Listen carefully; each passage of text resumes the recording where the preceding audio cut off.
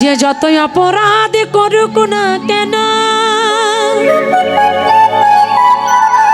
তার সকল অপরাধ সে বুঝতে পেরে যদি একবার কোন ভক্ত আমার চরণে শরণাগত গতি কোন ভক্ত যদি আমার চরণে নিজেকে সঁপে দিতে পারে আমি তার সকল অপরাধ ক্ষমা করে দিয়ে তাকে আমি নিজের করে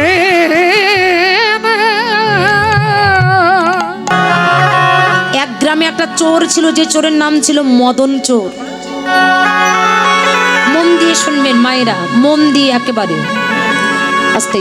মদন চোর, আর এই মদন চোর বাবা এমনই চোর ছিলেন যে তার নাম শুনলে যদি ছেলে মেয়ে খেতে চাইতো না তাহলে মা বাবা ওই মদন চোরের নাম বলে ছেলে মেয়েকে খাওয়াতেন।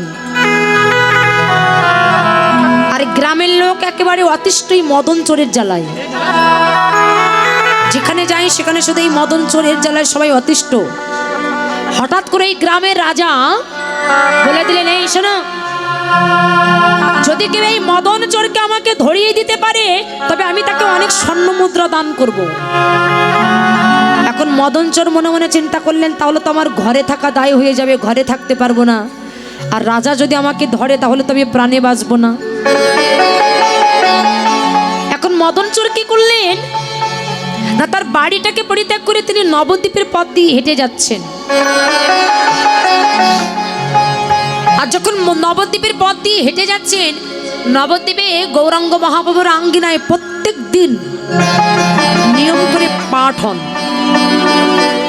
আর ওই আপনারা যেমন এখানে ঘিরে বসেছেন, ঠিক গৌরাঙ্গ মহাপ্রভুর আঙ্গিনায় যখন পাঠ হচ্ছেন, পাঠক মাসে পাঠ করছেন, অনেক ভক্তের ভিড়।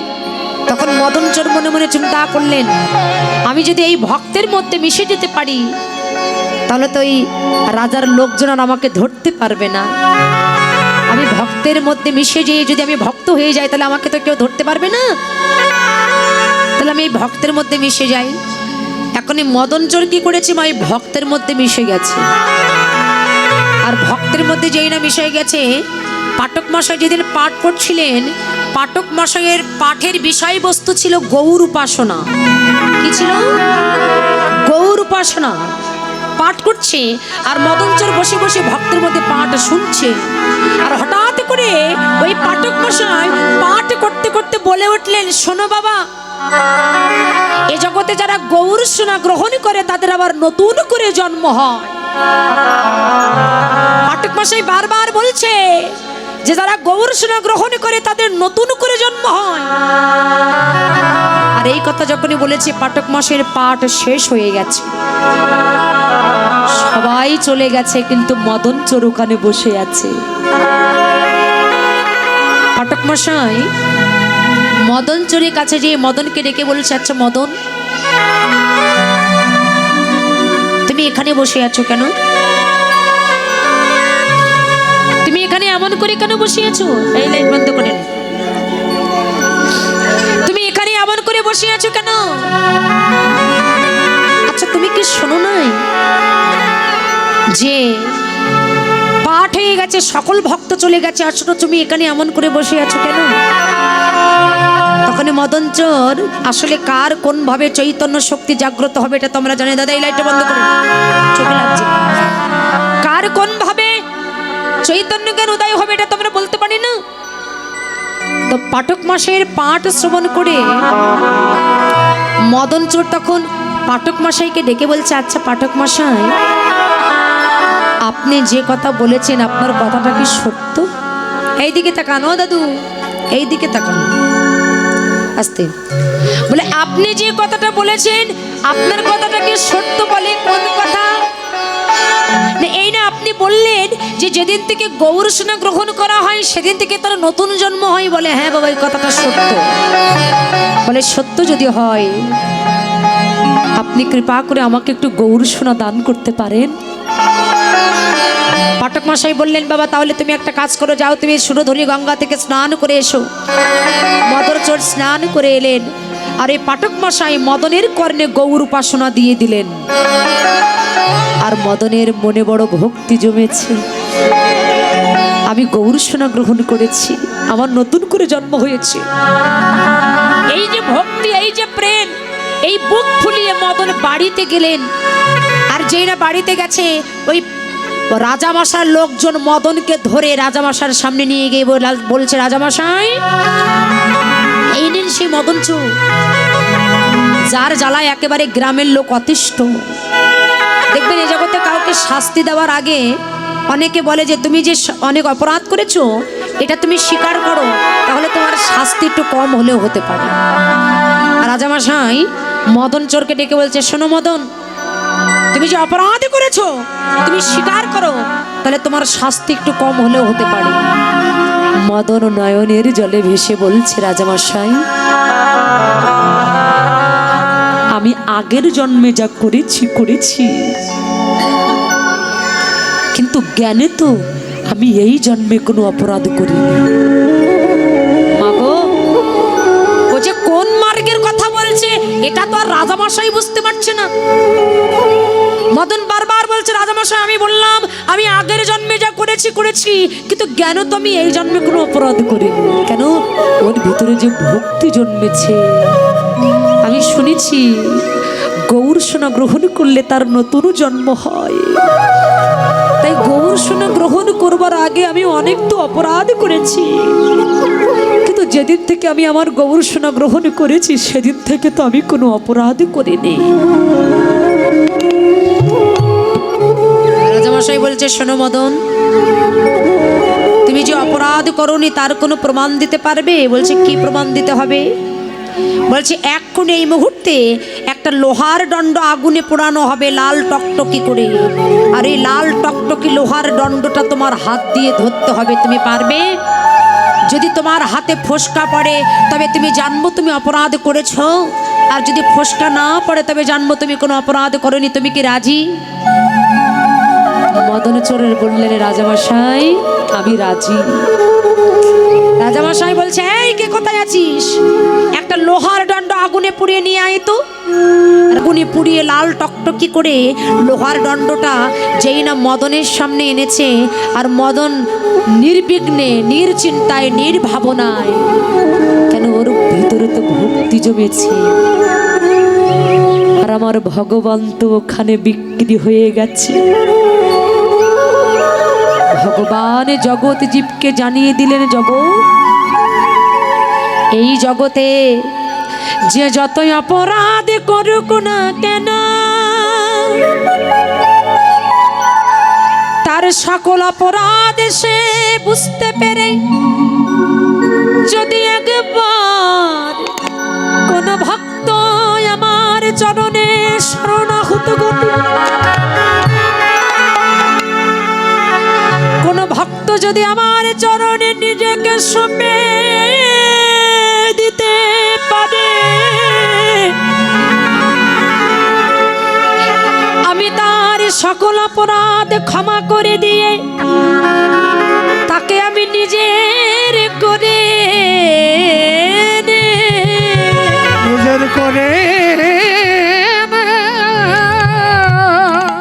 লোহার দণ্ডটা যেই না রাজামশাই এনেছে মদনের সামনে, আর মদন চোর যখন ভক্তি ভরে লোহার দণ্ডটা ধরেছে, মা দেখা গেল যে লোহার দণ্ডটা আস্তে আস্তে নিভে গেল, কিন্তু মদনের হাতে এক বিন্দুও ফোসকা পড়েনি। কথা নয়, এক বিন্দু ফোসকা পড়েনি। কেন? ওই যে তার ভিতরে ভক্তি জন্মেছে, যে আমি আগের জন্মে যা করেছি, কিন্তু কেন তো আমি এই জন্মে কোনো অপরাধ করিনি। এই যে ভক্তি, এই যে প্রেম, আমার ভগবান তো ওখানেই বিক্রি হয়ে যায়। তাই ভগবান জগৎ জীবকে জানিয়ে দিলেন, হে জগৎ, যদি কোনো ভক্ত আমাকে ভক্তি দিয়ে ডাকতে পারে হৃদয় কপাট দরজা খুলে দিয়ে যদি কোনো ভক্ত আমাকে ডাকার মতো ডাকতে পারে,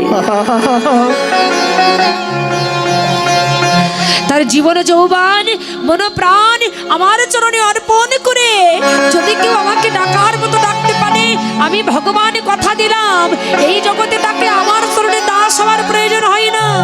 আমি ভগবান ভক্ত চরণের দাস।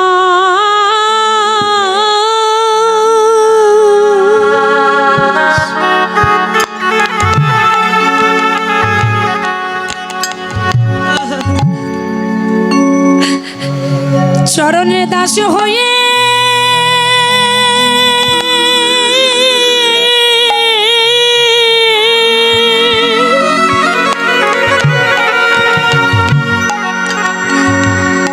যায় রে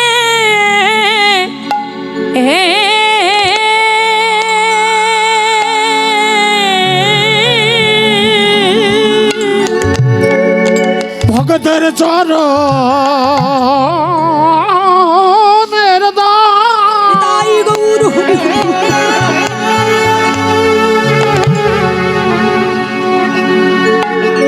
আমি হয়ে যা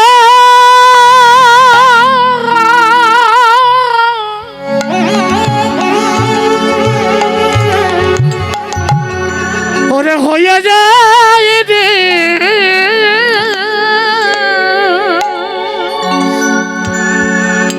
যাদের গোমরে বলে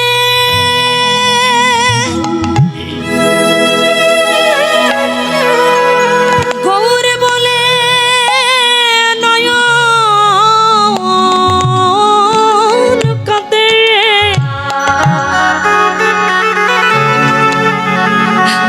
আমি ভক্ত ছোট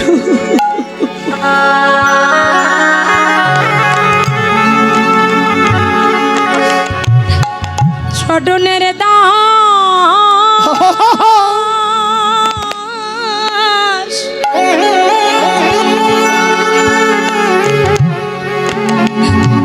দাস হয়ে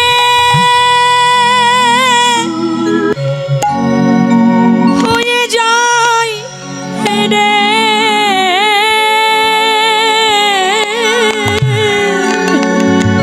ওরে যাদের গোবর বলা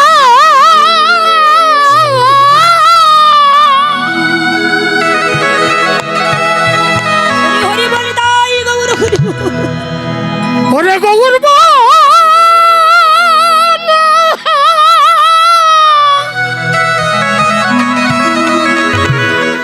চাদর দুটি নয়ন কাঁদে, তাদের চরণে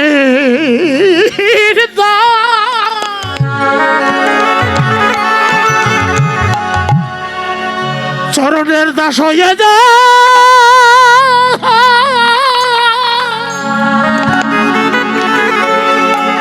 হয়ে যা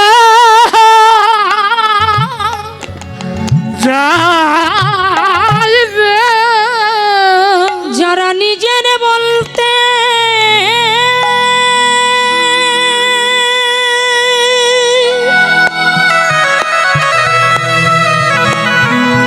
নিজের বলিতে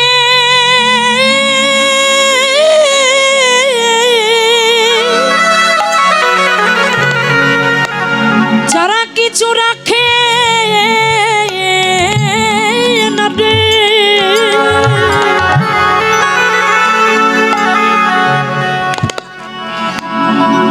আমি তাদের জন্য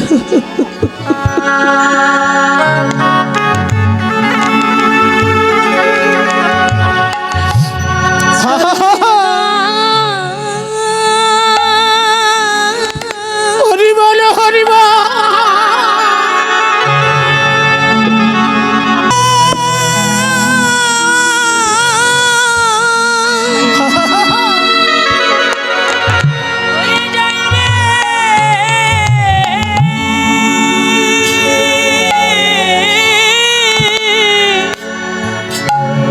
যারা নিজের বলতে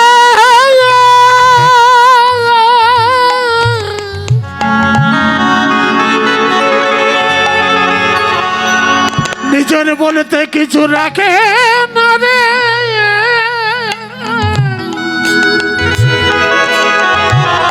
চরণের দাস আমি হয়ে যা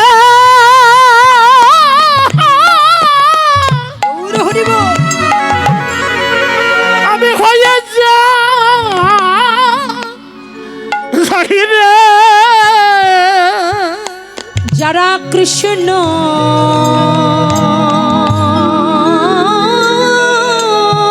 বলে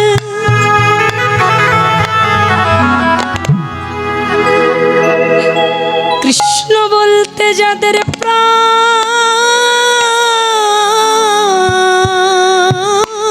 কাঁদে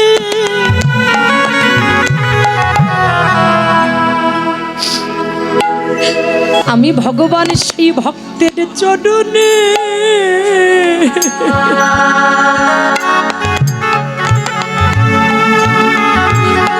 চরণের দাস। আমরা আমাদের নিজের মাতা ভক্ত চরণে নত করতে পারি না, অথচ ভগবান বলছে আমি ভক্ত চরণে দাস হয়ে যাই। ভক্ত চরণের দাস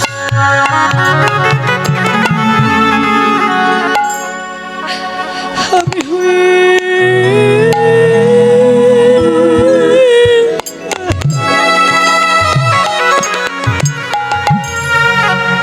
হয়ে যাই রে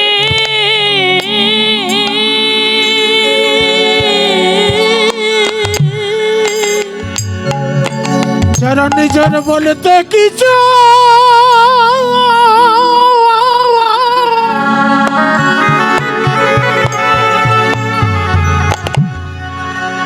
কিছু রাখে না রে। ভগতের ছোট ও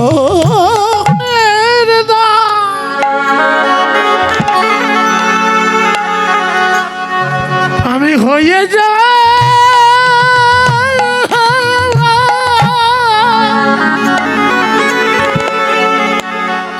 হয়ে যা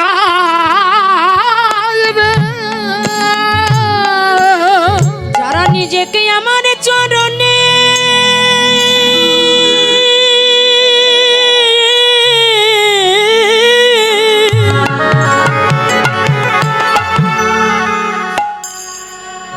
আমার চরণে সঁপে দেয় রে গৌর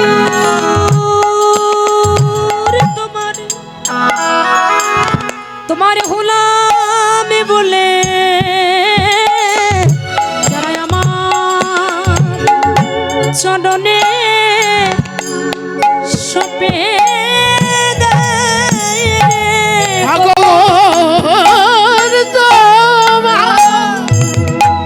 হলো মনে যারা আমার চরণে সঁপে দেয় রে আগর